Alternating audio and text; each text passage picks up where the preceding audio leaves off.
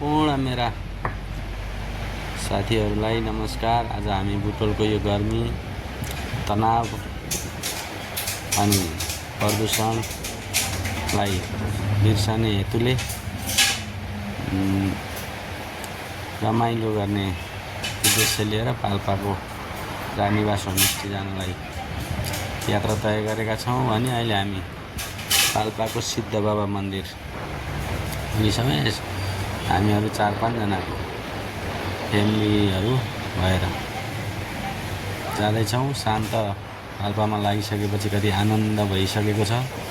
अब हामी चाहिँ बाँसटारी पुग्यो।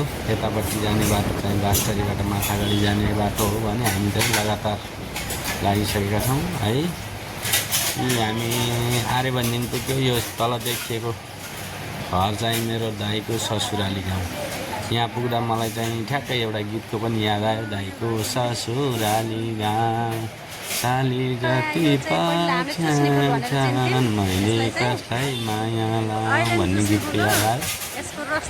हामी चाहिँ प्राकृतिक रमाउँदै फुल चुस्दै हाँसो मजाक गर्दै रमाइलो गर्दै है अगाडि बढिरहेका छौँ। यताबाट रामदी गइन्छ पोखरा भने अब हामी चाहिँ यता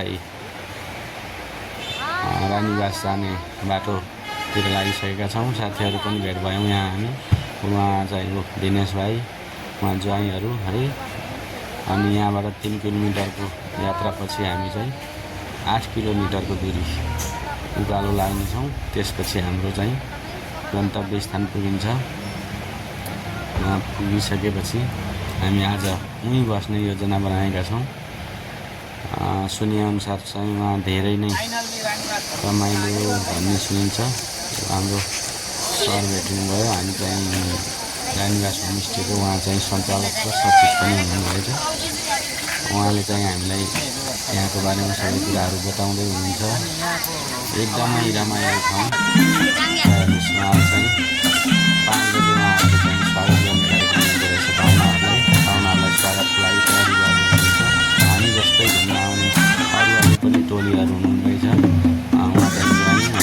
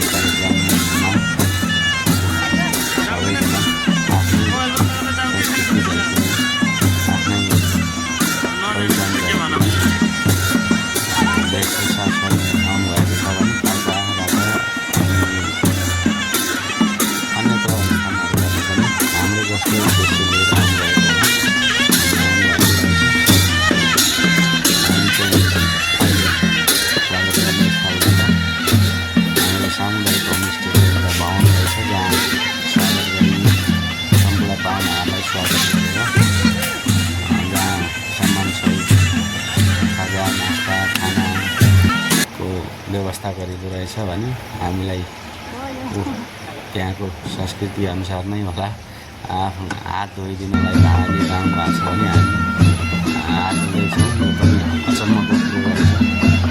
पाहुना त पाहुना साह्रै ठुलो पाहुना जस्तो भयो। हामी चाहिँ थालमा हात धोएर माला लाएर है आनन्द छ। यो गाउँ एकचोटि गइसकेपछि फेरि पनि आउँ लागिराख्ने अर्ग्यानिक मकै, त्यो आफ्नै बारीमा फलेको मकै, रसायनिक कुनै पनि मल प्रयोग गरिएको छैन।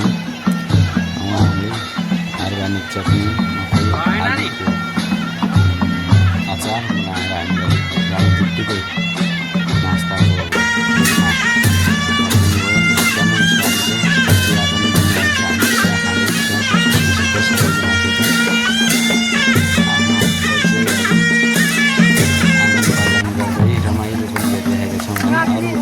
जारी नै छ। उताबाट हाम्रो साथीहरू पनि आउँदै हुनुहुन्छ। स्वागत गर्ने तयारी भइरहेको छ अनि हामी चाहिँ अलि अगाडि के भन्दाखेरि हामी नास्ता खाइसकेका छौँ नास्ता खाइसकेपछि चाहिँ हामी प्रत्येकले आफ्नो घरमा बस्ने व्यवस्था देखाइदिनु भयो उहाँहरू चाहिँ बस्ने व्यवस्था देखाइसकेपछि अहिले साँझको चाहिँ सगुन सगुन लिइरहेको छौँ सगुनमा चाहिँ आतिथ्य धेरै राम्रो छ हाम्रो साँझको सगुन चल्दैछ रानीबास सामुदायिक साँझको सगुन चल्दैछ भुटन छ अझै आउँदैछ अरे हामीलाई खाइसकेपछि गर्दैछौँ साँझको रमणीय वातावरणमा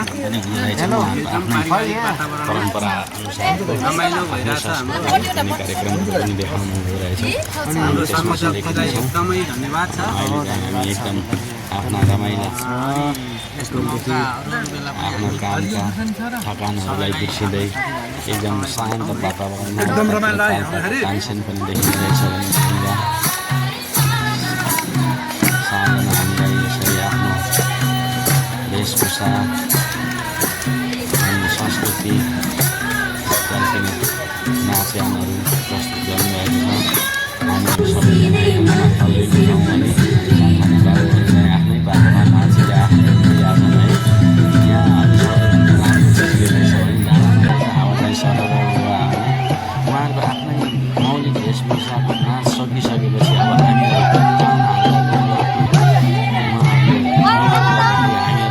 नाच्नलाई रमाइलो गरिराखेका छौँ त्यहाँ चाहिँ सबैजना आफ्नै आफ्नै पाराले खुसी साथ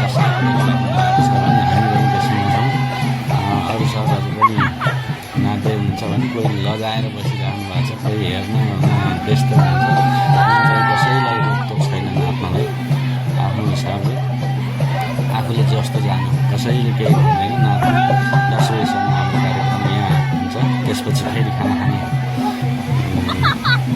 तयारी हुँदो रहेछ 10 बजेपछि चाहिँ उहाँहरूले पाहुनालाई वितरण गर्नुहुनेछ कुन घरमा कतिजना बस्ने कसलाई बसाल्ने भन्ने उहाँहरू चाहिँ आफ्नो आफ्नो घरमा लिएर जानुहुने रहेछ त्यसपछि त्यही घरमा चाहिँ विश्राम गर्ने राति बस्ने गर्दो रहेछ र भोलिपल्ट बिहान फेरि उहाँहरूले नास्ता हामीलाई नास्ता दिनुहुने रहेछ भने पछि फेरि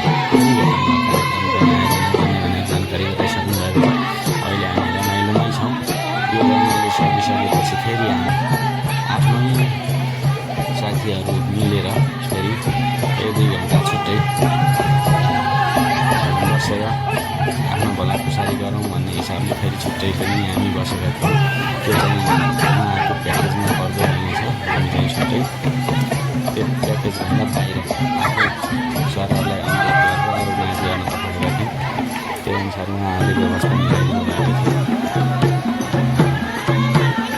10 बजीसम्मको कार्यक्रममा त्यस्तै नाचगान जित्दो रहेछ 10 बजेपछि सबैजना आफ्नो काममा लिएर घर जानुहुन्छ 10 बजेपछि